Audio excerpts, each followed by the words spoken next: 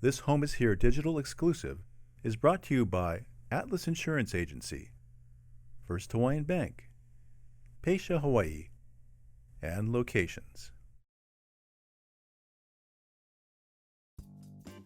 Prior to our 100th anniversary, we had featured a different local artist for each production.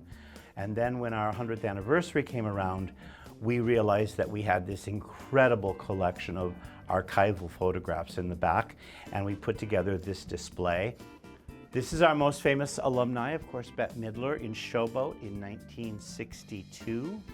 That was before she went off to the mainland and obviously created an amazing career for herself. Aku, who was the #1 DJ in America for many, many years. A lot of those performers, television and radio performers, did shows here in the 1960s because after their morning broadcast, they had nothing in the evening, and they were certainly local celebrities. Even if you don't like theater, everybody knows the sound of music. And this lady actually was the youngest real Von Trapp child who happened to be living in Honolulu the first time that they mounted The Sound of Music and came in as an advisory to the production. Brigadoon was our very first Broadway musical. Up until then it had been more operettas, and happened to star the first governor of the state of Hawaii, William Quinn, which is something that most community theaters can't boast. This is Don Blanding, who was the poet laureate of Hawaii at that time. This was called In a Persian Garden. This was 1916. This was considered absolutely scandalous in that era, to show that much skin, and yet they went ahead and did it.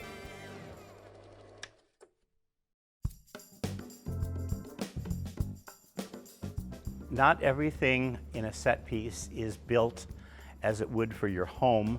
This stair unit is very narrow, very tight, and we have to be very, very careful going up and down it. The area back here, which is used a lot in this particular production, is very, very tight. And we have costume changes actually that have to happen back here because they don't have time to get to their dressing room. Then you come backstage, and as you can see, it is not in very good condition. At one point, there was an enormous swarm of bees backstage. And we found out that there was an enormous bee hive behind one of the walls that had to be taken out. It was actually very easy for them to get back in there because these side walls are so delicate now that it really only takes one good jab and you're in. So this is the reality of the Fort Ruger Theater at this point in time, and a major consideration to why we decided to build a new theater next door instead.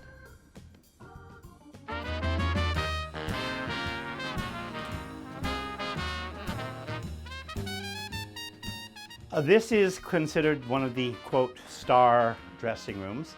As you can see, it isn't very extravagant, but when you land in this dressing room, it means that you have come up just about as far as you can at Diamond Head Theater.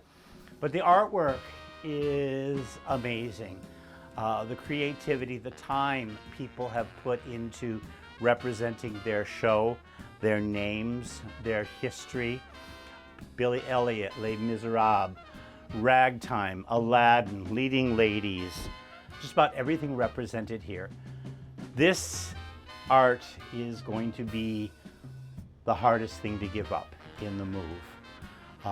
But we are going to try and take as many photographs as possible as a remembrance of our history and the people who worked in here. All right. Oh, there we go. The cave. So named because there is no outside ventilation, and we are actually underneath the stage of the theater. This is where the signature on the walls started. Every area here is covered. As you can see, the towel dispenser. I don't know who started it. I honestly don't even know which is the oldest one, because there's so many and they're so overlapping now. Some people have said, you know, I wrote that when I was 16 or 17 years old. Can I come back and change it or clean it up a little bit from what it was? But everybody's left their mark here. And this is the thing that actually most people are concerned about losing, because it's a part of their history, part of their youth. So what you hear behind me is the construction of the new theater. Where we are right now is the scene shop. Everything in our stage is produced in this area. We make everything specific for our stage and the dimensions of it. We don't rent sets, we don't rent set pieces. Everything is created and stored here. And the storage is the hard part, especially going into the new facility. So we're having to go through a lot of the stock, narrow it down, because there just won't be room in the new facility. So this is one of the most fascinating rooms in the entire building, our costume shop.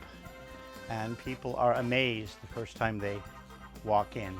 We have an amazing collection of antique clothing, contemporary clothing, so many wonderful donations from people, but literally every era, every vocation, everything is here. Some of the really old pieces aren't used except to redesign in the style of the actual costume that's here. Many of them get repurposed from show to show to show, but they are usually identified by the name of the person who first wore it. So even though it may have been in 3 or 4 shows, it will always remain Grace's costume from whatever show it was originally conceived for.